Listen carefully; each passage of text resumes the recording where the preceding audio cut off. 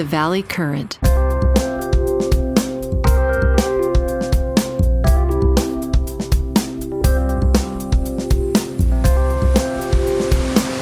Hey, Yon. Hey, how's it going? Pretty good.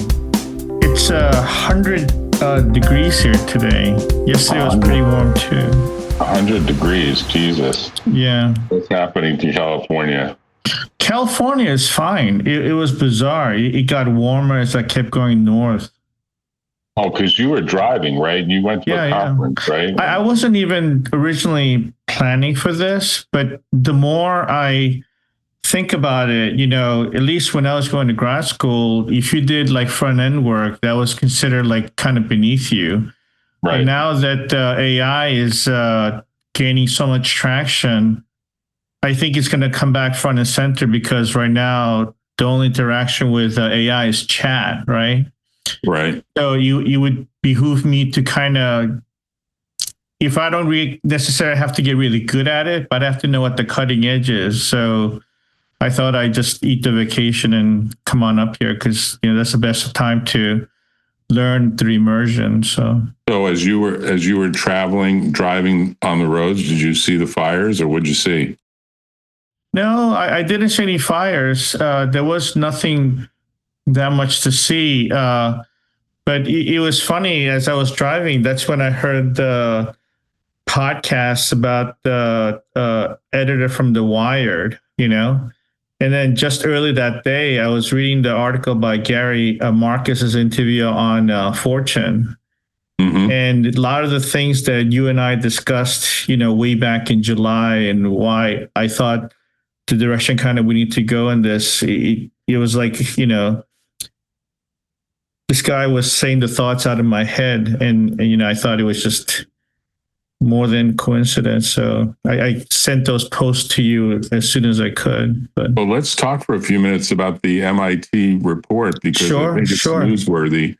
And I think that a lot of people don't realize, and I realized for a long time that most digital projects, which you could say have been going on for decades, probably really now for at least 5 decades, if you really look at mainframe work that started back in the 60s, maybe 6 decades, most of those projects fail. And a lot of litigation that we historically saw at Computer Law Group was about those failed projects. Now, over time, more and more platforms were created that more or less mitigated the risk because the underlying platform was pretty settled, such as, for example, CRM, which is now mainly Salesforce, but there's lots of other companies too.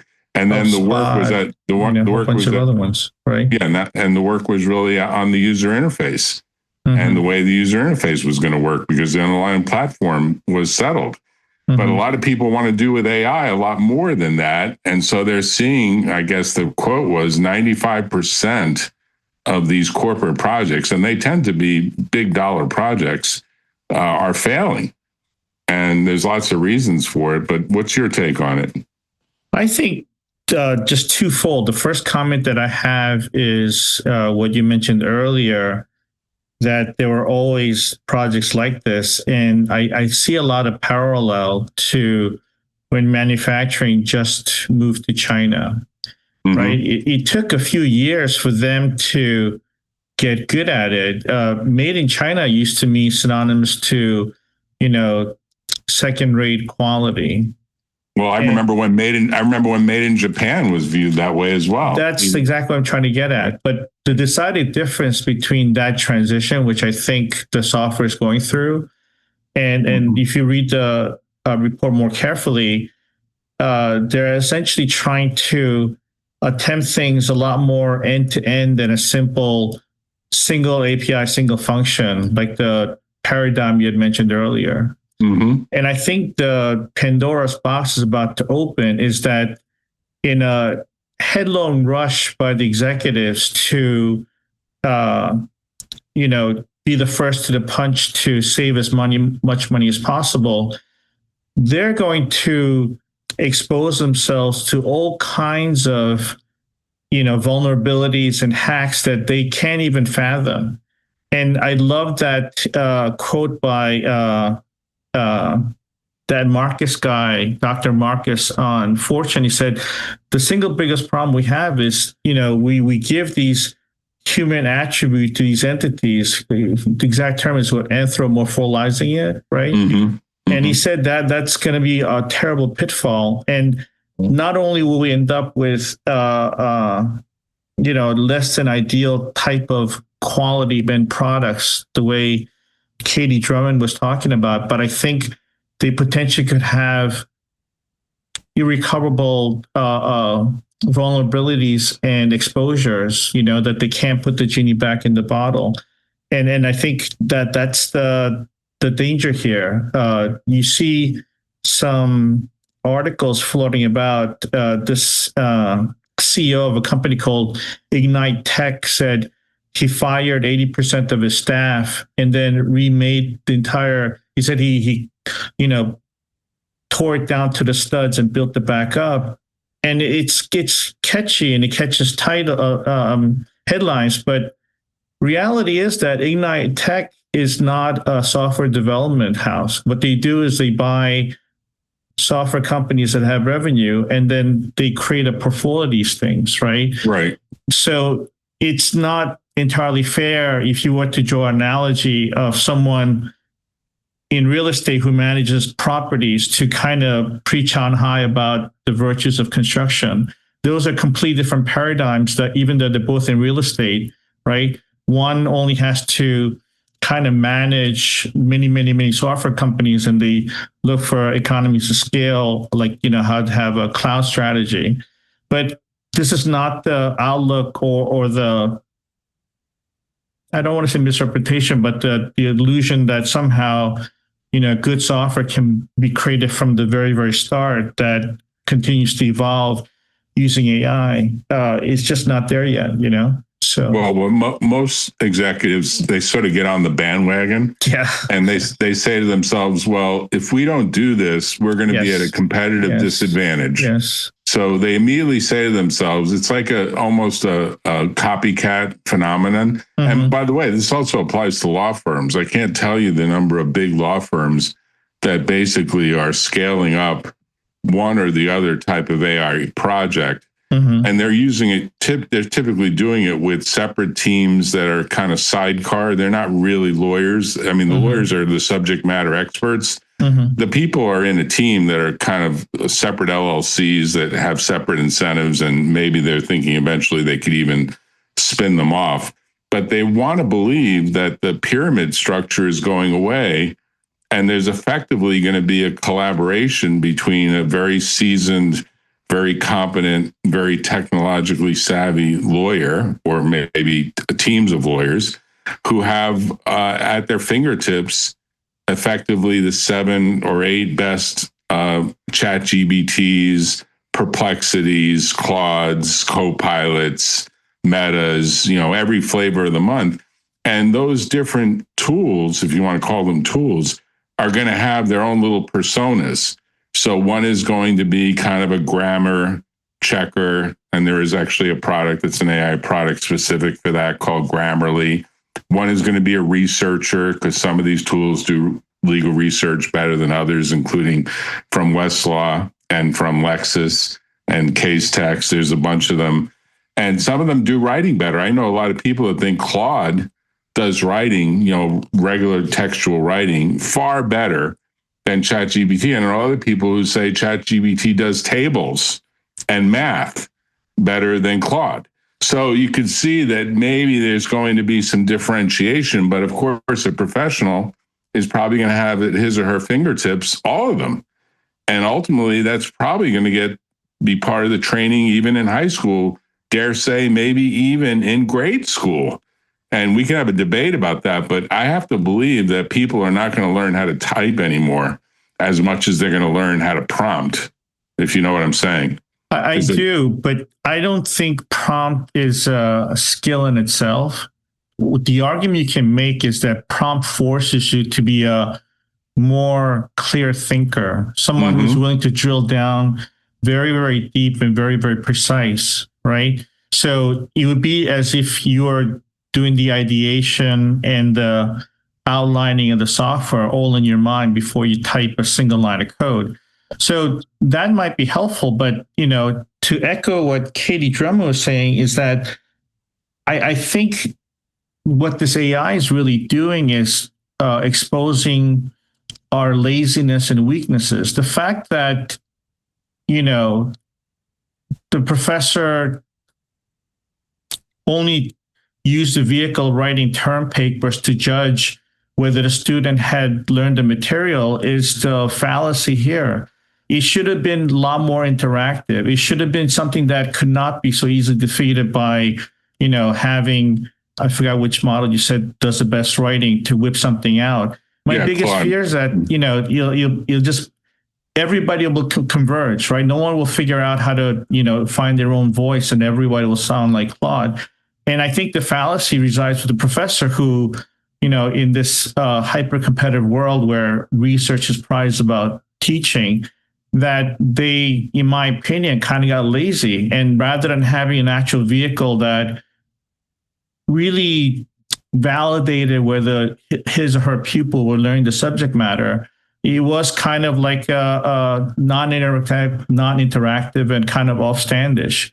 Go write a paper. In essence, it could very well been that, they were having somebody else write these papers for ages. The only difference now is that this is scaled up, and now it is highly repetitive and no one has their own voice. So I think this is a great way to tease out the vulnerabilities of some of the pedagogy and other institutional things that we maybe wrongfully had relied on for so long. And this is a wake-up call, Well, I want to tell this story because I ended up spending a lot of time listening to a podcast that was sent to me. Someone, I forget who, sent it to me saying, this guy really captured what might be the future of knowledge work. And I forget the gentleman's name, but the name of the podcast, I'll send it to you, is What Can Go Wrong? And the storyline is the guy who wrote the original movie script for the Steven Soderbergh movie called Contagion, which was 10 years before COVID happened. It basically more or less predicted that there'd be a pandemic. And it's still available on Netflix. He's been trying for like the last 10 plus years to come up with a script for Contagion 2, which is essentially the follow-on sequel to Contagion. And I don't know whether you want to call it writer's block or something else, but he basically could not come up with an angle that didn't seem trite. So they put together a team of essentially what I was describing, 7 or 8 different flavors of different ChatGPTs, Claude, Perplexity, the whole lineup. And they gave them personas, and they put them in a writer's room and had them respond to various prompts that this guy generated. And he talks about what the experience was in doing that. And I think his overall conclusion was it was like a brainstorming session. It did help. But what they discovered, and this is the insight, and that's why when I send you this, you really should spend the time listening to the 7 or 8 episodes, because there's a lot of ideas in that really make me think that the future of venture capital is going to be incubating groups of people to do what this guy discovered from this little exercise, create a single co-author that has the best of these seven different personas, 7 or 8 different personas around the room. He's number 8 or 9 in the group. And, it's like a baseball team, but basically they're all contributing differently. But put them all together in one co-writer and make that co-writer get to understand everything that's going on in the principal author's head and work in a sort of collaborative way. And I'm telling you, at first you disbelieve that this is going to work. And he disbelieved that it was going to work. And at the end, by the time you get to the end of the story, you say, you know what? I think he essentially created a writing partner. Now, this was the original idea for Microsoft's Copilot. I don't think the execution has been that great by Microsoft. I don't think the execution's been that great yet by ChatGPT, even 5.0. But this guy essentially had a team of AI scientists create, on top of an LLM, I don't know which one they chose, they didn't disclose that, a version of something that was going to work well with him, very personalized version. So imagine if that becomes the future, and you essentially, if you have a team of 3 people, they may be more like a team of 6 or like a team of 12, depending on what this person can do, because this AI can do a lot of the grunt research that often is like 90% of the time consumption. And when you go listen to the end, I think it's about, 7 or 8 different episodes that are about a half hour each. So it might be 3 or 4 hours, but it's worth listening to. I actually binged it and listened to the whole thing, and mostly on planes, but basically it was like, hey, this is the best explanation of what knowledge work may end up looking like in the next several years. And this guy ended up saying to Steven Soderbergh, I think I now have the idea for what Contagion. In fact, I think I even have the script written for what's going to be Contagion 2. And what he discovered is you can't extend that to the music of films. That music, it really takes someone who's really creative in music. He tried to even extend the AI to doing the music, and he found out that turned flat, even with various products that were tried. So, I think the operative word in the scenario is that this gentleman knew what was best in his realm, which is script writing, right?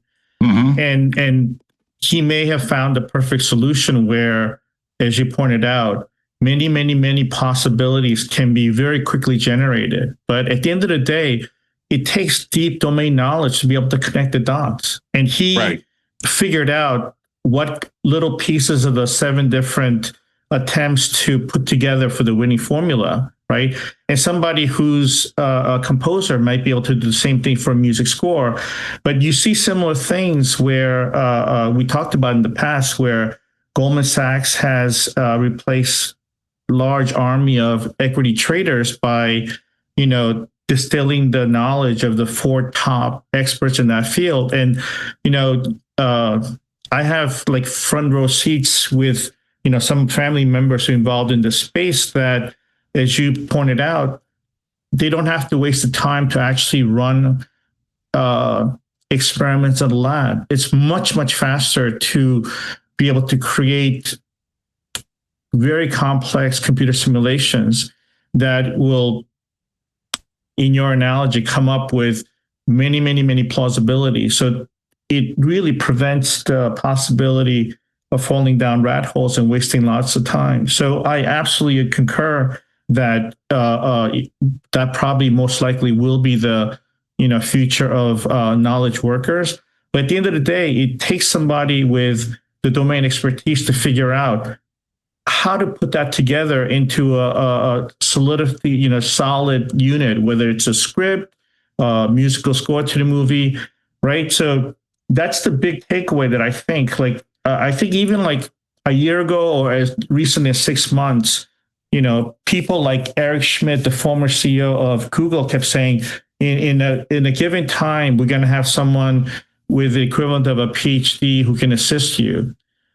Well, it's turning out that the bot can maybe solve a problem that a typical grad student would have to take, like a qualification exam, to be able to be permitted to pursue a PhD. But in no way, shape, or form can it actually come up with anything novel.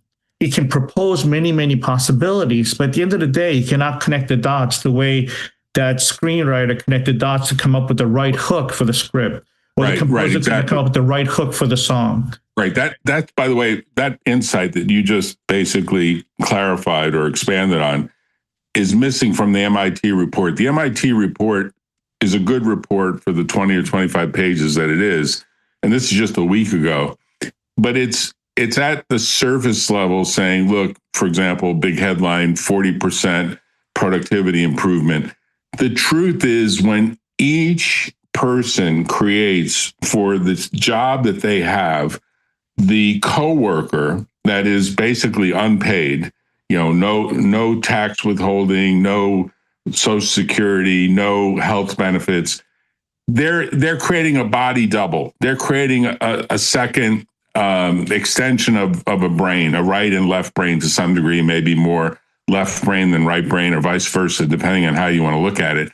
And they're customizing that AI. So the interesting question that's going to come up legally, because these people work for corporations, and they typically do work for hire type work where all of the IP is owned by the corporation, is that persona is going to become so attached to that individual that individual is either going to have a very hard time leaving the job because he's going to be like, I can't leave the marriage that I have to this coworker that I work every day with, that I love working, when you're in a really solid partnership, working really well together. Or when he leaves, he or she's going to take it with them and say, wait a minute, this is too much part of me for you to say that somehow I can't take it with me. And I don't think anyone's thought about that yet. In the legal community, I don't think anyone's really thought about when you're so attached to a piece of technology that it's essentially almost part of you. Like, it's basically part of you. It's an extension of you. It's like some lawyers that often when they're practicing, they're writing books in parallel, and they have to negotiate with their firms about, hey, if I don't stay at the firm, I want to take my book with me. Well, okay, maybe we have to divide the royalties or do something else, depending on how much the firm feels like they've invested in the book. But I have to tell you, this is a different kind of thing, right? This is really like an extension of a persona. And that's going to make a difference, incredibly important. I think you're getting to a crux of something that's, irredeemable. And that is that, no matter how we contribute our work, we're usually part of like a team, like a scenario of group of people, circumstances, resources made available to us that allows us to be successful. And it's really, really hard to replicate that just by taking that person. And, I'm sure you heard this joke about a tailor.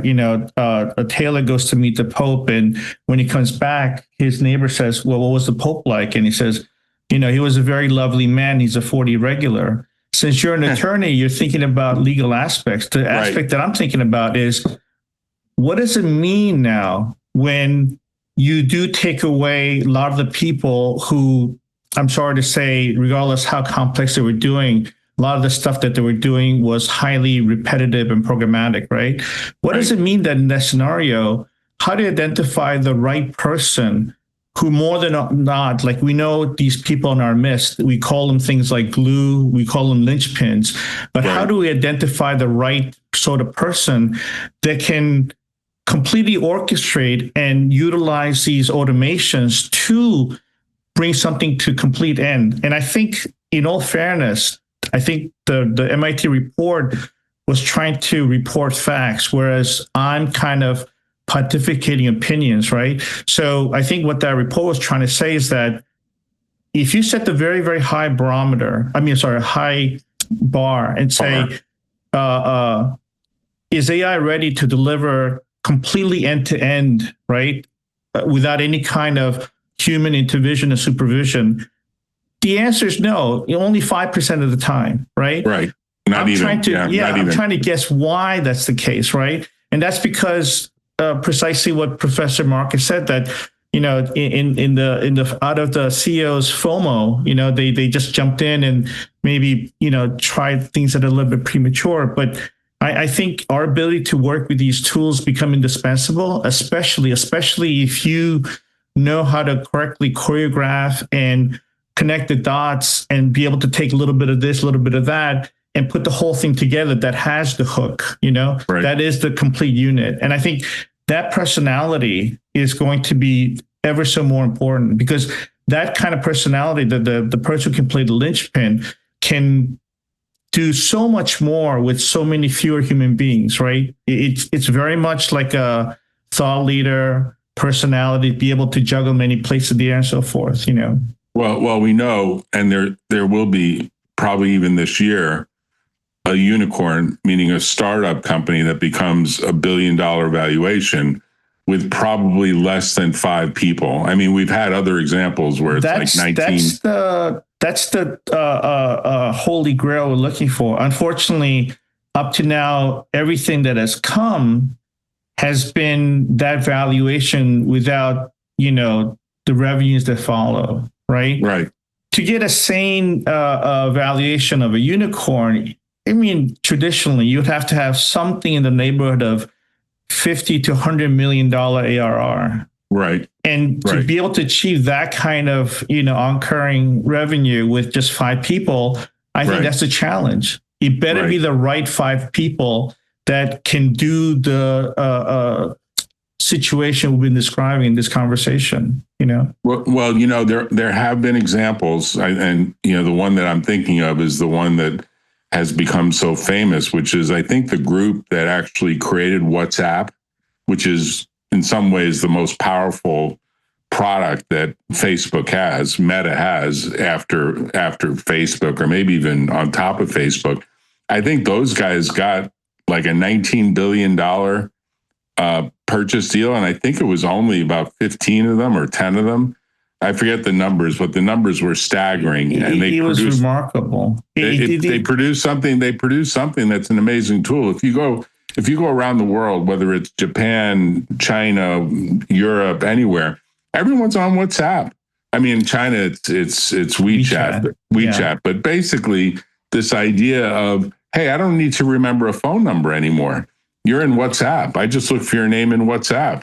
Yeah, and I think that $19 billion went to pay for the 500 million new users, right? Mm-hmm. Especially non-American based, that made that deal so enticing and gave a clear indication where they could take Instagram, right? So Instagram basically grew to its full potential once the two were nurtured and grown together. But I think I agree. I think you could very easily find an essential service where, if the system is built correctly and they can step aside all the landmine that we're talking about. Like right now, the single biggest problem that I see is just exactly what do you think is going to happen when you hand over the driving and let some other entity drive without a perfect security model. Like these things are being interconnected with database and other accesses using something called MCP, and it's very, very rudimentary, right? So I think we're going to find all kinds of unanticipated surprises, or maybe unpleasant surprises. If you look at where we are today in real estate, most people that are looking for an apartment or a place to buy, they go to Zillow or they go to apartments.com and they type in a few terms like, I want to be in Palo Alto, I want to be in Menlo Park, I want it to have 2 bedrooms, I want it to have 2 bathrooms, the rent can't be more than this much, the price of the house can't be more. They type in all that stuff and boom, a list gets generated. They haven't talked to a real estate broker. They haven't talked to a real estate agent. They haven't even called up any real estate professional. And guess what happens? The buyer side commission goes away. Basically, it's this person that's got the listing that is in control of the commission. And that person, along with the seller, decides whether to give a commission to the real estate professional that might theoretically still be helping the buyer or the apartment dweller figure out. And those people, and there were a lot of them that became real estate professionals. They studied, they took the exams, they got their license, they paid their dues, they did their CLEs and continuing education. They did all that stuff. Their business has been crushed because they say, if I don't get the listing, I have to beg for a commission because I'm not allowed to just sort of preset, or the world doesn't allow that presetting anymore. And most sellers are like, hey, they found me on Zillow. Why? It wasn't like there was some concierge approach. And if you think of Zillow, it's like an AI. It's essentially a tool that if you put in the list that you want of what you want, and I'm sure they'll eventually create this, they're not yet there from the interface point of view, it'll spit back. Here's the 10 properties that meet your criteria. And that, I think, is becoming more and more common. That is another example in the law profession. A client comes to you and says, I already got this answer from ChatGPT or Claude or Perplexity or Meta or whatever tool they use, and I want to know if it's right. And I want to pay you for the 15 minutes that I'm asking you to spend to tell me whether it's right. And what lawyer is going to want to do that? I mean, what lawyer is going to want to sell his time in 15-minute increments? I mean, it's like you have to have thousands of clients then to make a living. I mean, think about it. If you think about it from that point of view. So the models, all of these models are going to be under dramatic change in one form or another. And maybe the change ultimately will be an extinction of certain types of work because it's been taken away by the machine, right? Same thing happened with the travel agent, right, from the .com. So these things can go, but usually what ends up happening is that the replacing technology does not meet all needs. Like Carvana has been the world's worst discovery for passing along lemon cars that you don't want anymore, precisely because you can't get the facts on the ground.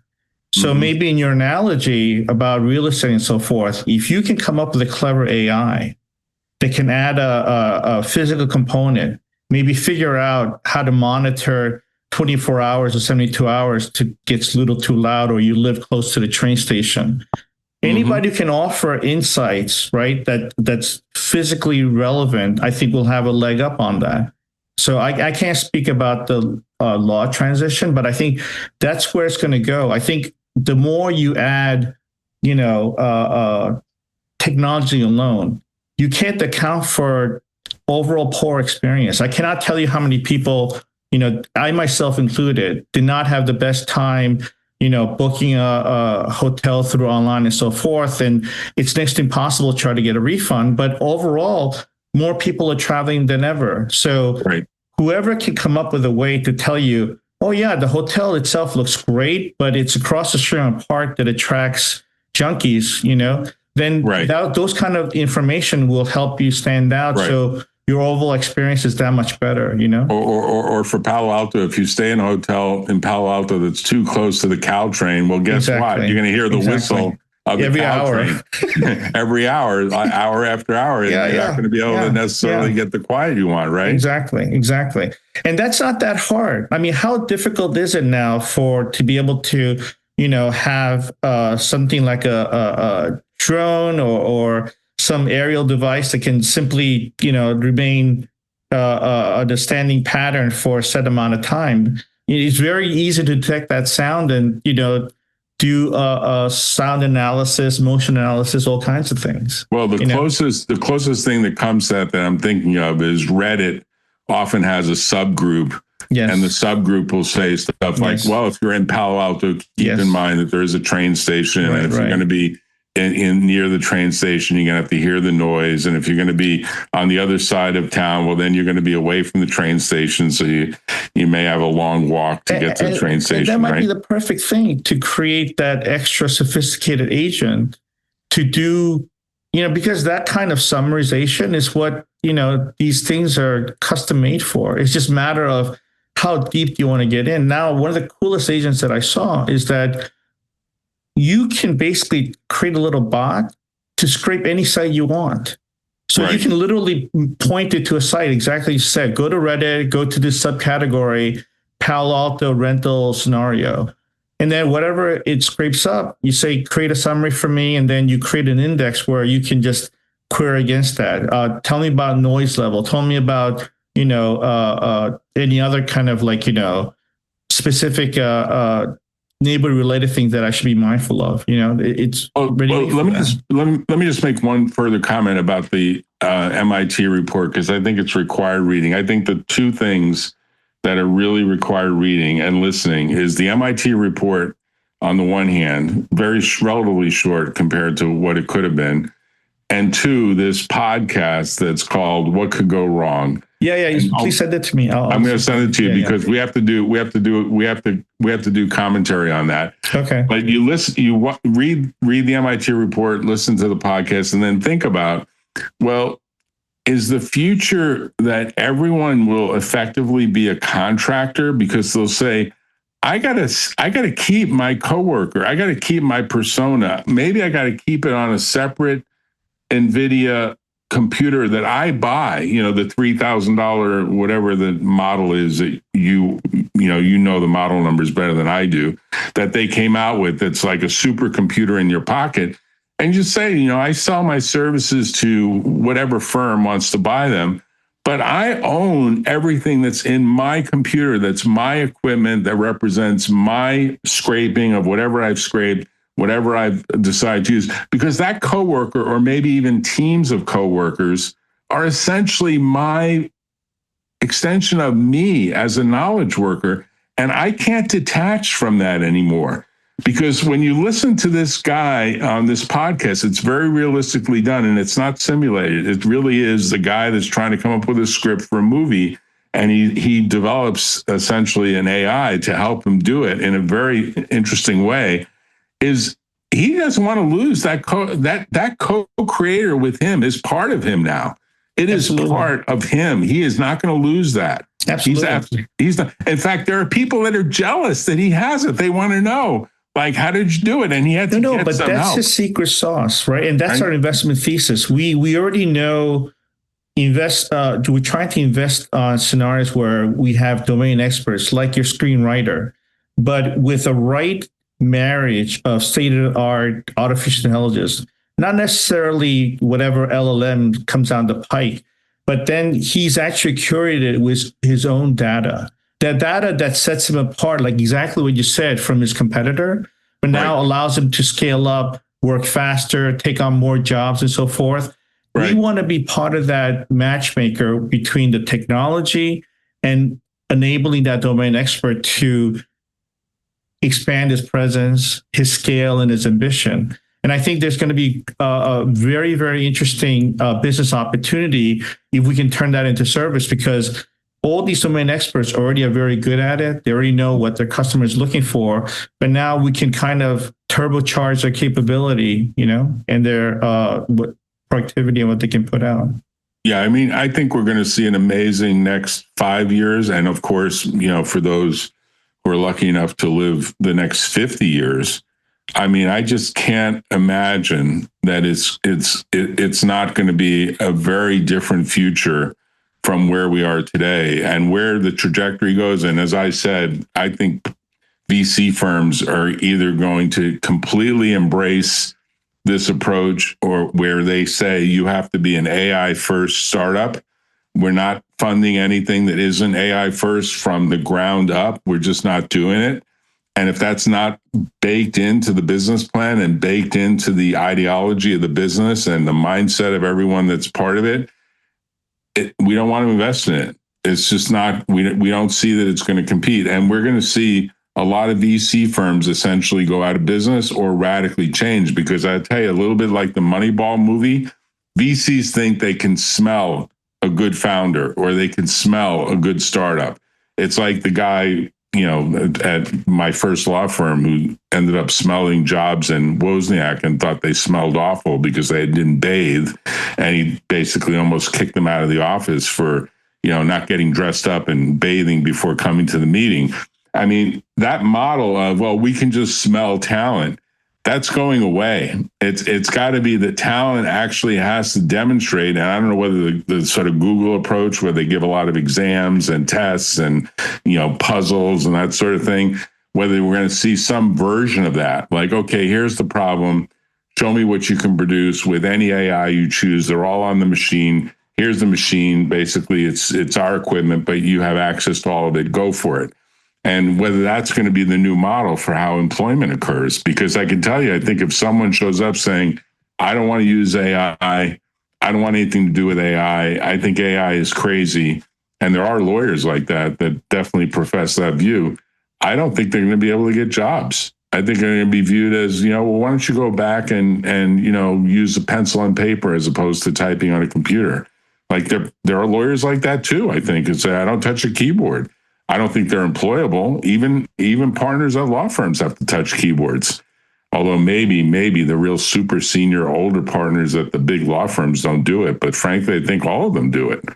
It's hard to imagine that you could get a job without doing it. I think the advantage that technical people have at the start of any kind of ground shifting revolution, is always there. And then once the terrain gets more established and then there's an actual business process, then the folks that, hail more from the business world can step in and put together deals. And I think we're at the new cusp. It's not, the communication revolution. This is a AI/labor saving revolution. So right. I think the people who have, as you said, technical first, domain expertise, enhancing first mindset will have an advantage until this path also gets, highly ritualized. Hey, we have some people that have come on from the firm. I don't know if you guys have any questions. I've been discussing with Dr. Yon Chung, really something we've been talking about ever since it got released a week ago, this MIT report. I think I sent it to all of you. I don't know if you've had a chance to read it, but it sort of says what we all know, which is that there are a lot of these projects in big corporations fail to actually make the AI work.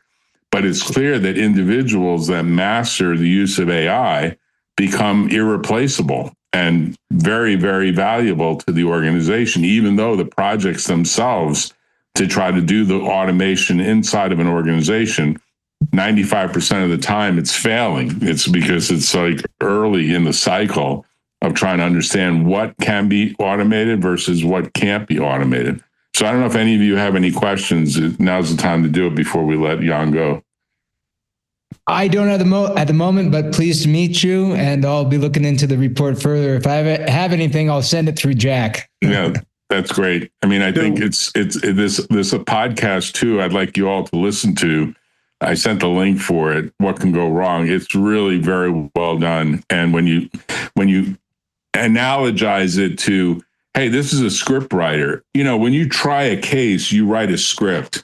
A lot of people don't realize when you don't write a script in the exact words and the exact this and the exact that. You write an outline for a script of how the presentation to the judge and jury will go. And hopefully the script is rock solid and it's not going to fall apart at some point.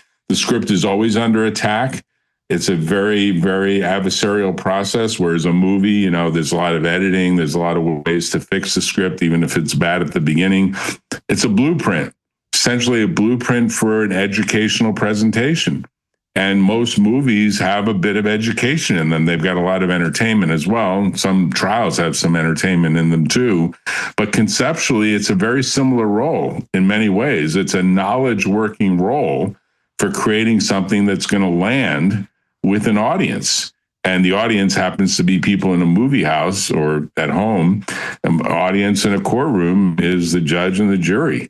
And so conceptually, as you listen to that podcast, and I'll resend the link so that everyone has it. It's free, by the way, but it may be you have to establish an Audible account to get it for free. And I don't know. I think Audible accounts are free, but maybe they charge you some minimal amount. It's definitely worth getting. It's definitely worth listening to, and reading the MIT report in that context.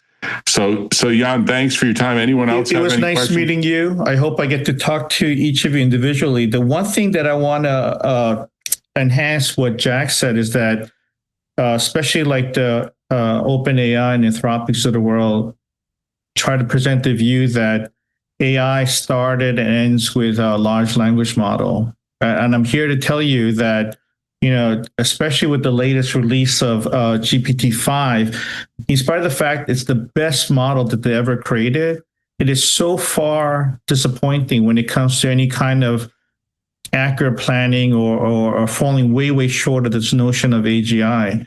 So the better approach to take is to really understand the problem and then try to see what tool best matches. There are many, many approaches to ML and AI.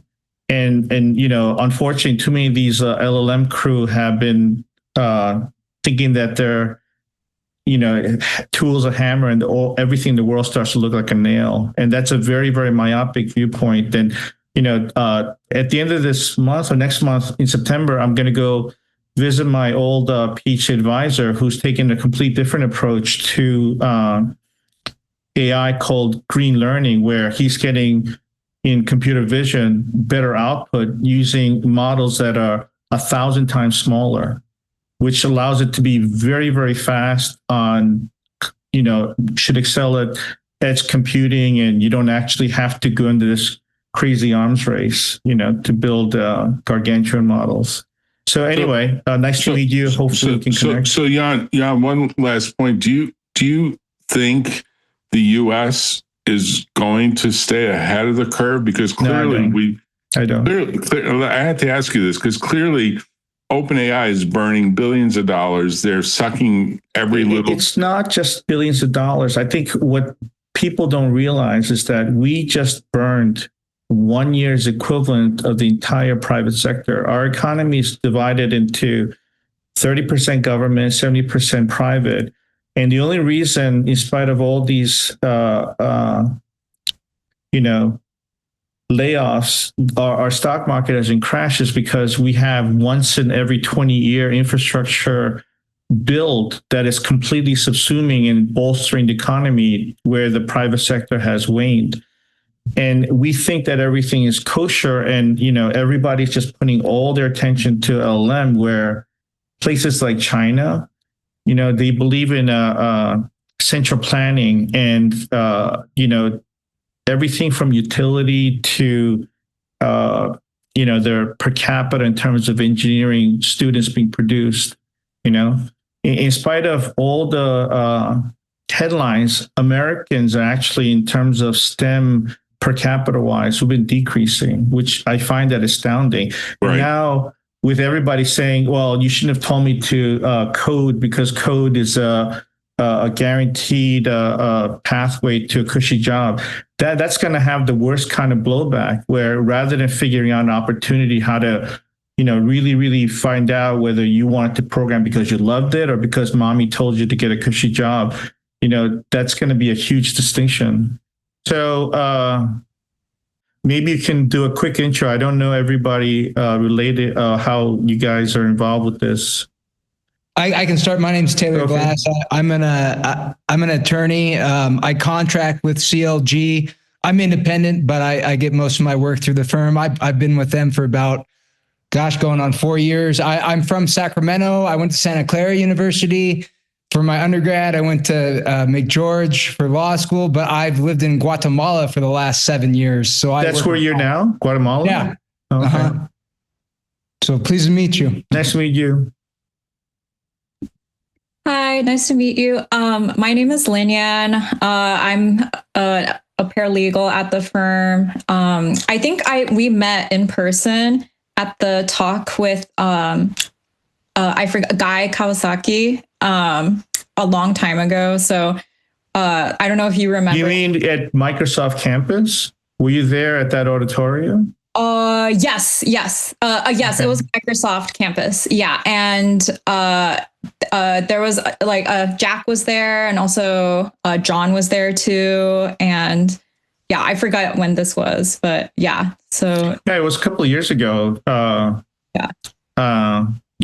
really wanted to hear Guy Kawasaki talk, and I've been raving about him. So Jack, when he got an extra invite, he sent me. The surprise of that conversation was not Guy Kawasaki, but Jay Chaudhry, the guy who was a CEO of Zscaler, and his path has been even more startling than Guy's, maybe because Guy's is kind of self-promoting. But yeah, nice to meet you. My name is Hira. I just started working at CLG like a month and a half ago. I graduated from Wellesley College and with a major in philosophy and English, and I'm hoping to matriculate into law school next cycle. I'm applying right now.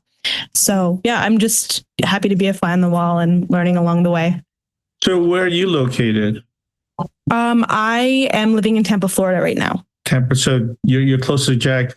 And Lin Yan, you're in Bay Area? Yeah, I'm in. Okay. Oh, Jack is back. Sorry, the power just went off here, and everything just turned off. It was like maybe that's the final comment, which is we're using a lot of power. Yeah, that's a telltale sign that if you can't provide stable electricity, and I don't know if you guys heard this, but Constellation, which is a utility out of Utah and Colorado, decided not to retire a coal burning plant because, Mark Zuckerberg's Meta wanted a stable contract. So we can't even roll out sufficient utility. Not only is our bill going to go, sky roof, and I told Jack this, and I'm actually pursuing opportunities on using AI to do a better job of, energy production and reclaiming. But I think it's a crying shame. It's just, we used to be the envy of the world, and now we can't even get infrastructure correctly to keep the lights on. And this is in Long Island, right, Jack? Is he not in some third world country? No, Yeah. actually, I'm actually in New York today, Yeah, but great. it's not, I don't know what just happened, but it's surprising because we assume electricity will be 7 by 24 by 365, and we now assume the internet will be 7 by 24, 365. And when it goes out, even for what might have been a minute there, people get very frustrated because everything just seems to end. The flow of the conversation maybe gets so disrupted that it seems like it's ending too. But if you think about these AI personas that are going to be extensions of all of us, people are going to feel like if that thing isn't available, that person, because he actually ends up naming this co-script writer, he names it Lexter, that's the name he chooses, and he talks to it. So most of the interactions are actually verbal, and the thing talks back. So instead of just text going back and forth, they created an actual voice for the AI. So it sounds, and of course you can do this as well, and I've actually experimented doing it with a number of these tools where you can actually interact with it and it feels like you're having a flowing conversation, a little bit like that movie from 20 years ago that I forget the name of it. I think it's called HER. That's another movie. That's Scarlett Johansson, right? She was her voice, and Phoenix, Joaquin Phoenix was the fellow. Right. OpenAI tried to use her and she refused. They wanted to get her voice into it, and she refused to do it. And these guys talk about experimenting with different actors' voices for different roles. And the lawyers for obviously this is an operation, right? This is like Warner Brothers are like, wait a minute, we're going to get sued even for using their voices, their AI created voices without their permission, because in California, we have a strong law against copying, the look of, the feel of, the voice of another person. That's actually a privacy violation for which there can be liquidated damages, attorney's fees, injunctions, the whole 9 yards. A number of the states also have that statute, but there's no federal statute unless you use copyright, and copyright tends to be difficult to use in that area. But conceptually, they're like, yeah, let's just do it and just see what it's like, and then we'll stop it, because we're not publishing it. But they actually did publish it on the podcast. So they're probably going to get sued by some of these people that they decide to emulate, because they wanted to emulate them just to get the feel of, well, how would this movie actually end up sounding? Because it's going to be the sequel. It definitely sounds like they're going to come out with the sequel to Contagion. I don't know whether they're going to call it Contagion 2 or something else. But abstracting from the specifics of the podcast to where this knowledge work is going, I don't think you can stop it. It's like, to me, everyone's going to get on board and everyone's going to want to have an assistant, because it just feels like you can interact in a way that gives a lot of immediate feedback that you can't get. And I'll say to the people that are in the group, just what it used to be many years ago. And my original partner in the very first version of the law firm, after I left Davis, Stafford, Kelman, and Fenwick, that became Fenwick and West, was a barrister from England. Her name was Daryl Nelson. She had tried something like 650 cases. She had more, I'd say she has more experience than the entire State Bar of California, than any lawyer or any firm of lawyers has in the State Bar of California. And Daryl used to say, the way you learn law is you get what's called a partner's desk. And the partner's desk has essentially drawers on each side, and the partners are opposite each other on the desk. And they're playing sort of a pro and con role or an adversarial role with each other about how to get the case ready. So one is acting as kind of the critical voice, and the other is trying to present the case. So you can think of it as this interactive partner to partner, partner to associate, partner with clerk. Basically, one-on-one. At Intel, they used to call it two in a box. Basically, two people who are working together across from the table with each other. That's going to be the model in what might be the preferred approach. I thought the model might be like 7 or 8 of these tools that are all operating simultaneously in different tabs, but maybe that's too hard to manage. That was his conclusion. It's too hard to manage. It's better to just have one who really gets to know you and gets to know what you want and gets to really get very, very competent at doing the things in a, sort of that you want done, and that surprises you from time to time.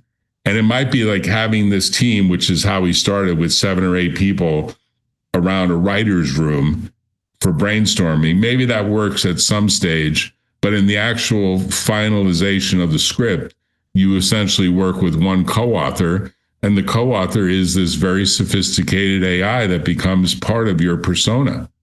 And that, to me, is a very interesting development. And I think we're going to see many different categories of professionals. I think it's already happening. Like, one of the ways that you pass one of the final exams in radiology residence is to go up against the Johns Hopkins derived AI that does like 90+% accuracy, right? And I recently read that doctors who train to do colonoscopy, the AI will detect which targets to look for. And it turns out that for any reason, if the AI is off, then the accuracy of the human being goes way down. So exactly like an aid, exactly like a simulation of rivals or anticipating what the opposite side might come up with arguments. I think this story is going to keep coming in. We're going to get better and better and better. And the more we get comfortable and the more we can come up with realistic scenarios and simulations, the better we'll be prepared. Right. Well, Yon, thank you for your time. It's been really valuable and educational. I know we're experimenting with a lot of these tools. We're trying to see where the strengths are, where the weaknesses are. It clearly can type a lot faster than any of us can type. There's just no question about that. If you ask it, write 3 paragraphs that explains the background to the story, and you put as the background, here's an interview that we did with the client, here's the text of the background of the story, it'll write the 3 paragraphs way faster than you could ever type those 3 paragraphs. And you may say, I don't really like those 3 paragraphs, but this idea of writer's block is going to be a thing of the past, because you're going to get something back that you can change and modify and revise and decide, am I going to use this or not use this? And to me, that's going to be an accelerant compared to we used to have a lawyer, I won't name him, but he used to wait to the very last minute because he was such a procrastinator, because he said, the idea hasn't gelled for me yet. I have to figure it out. I can't get it down on paper. I think that's a thing of the past.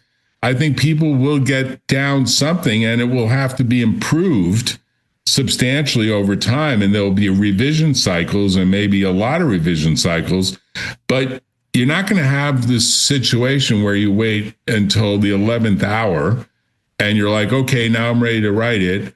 And then you write it and it's like, well, we ran out of time and we couldn't file it. We couldn't polish it. We couldn't do anything with it. That's going to go away. I mean, it's really going to be like, we can get a draft early and get input from a number of sources, and then take that input and do a lot of revisions and a lot of checking and a lot of site checking and a lot of polishing and a lot of this and a lot of that. That's going to be the way things get done in law firms. I mean, and in other professional firms, more and more. I think that's the future. That's what's going to happen. Nice meeting you guys. Take care. Nice to meet you.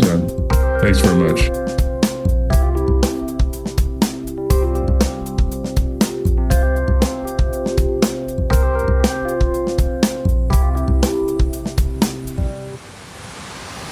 Tune in next time on The Valley Current.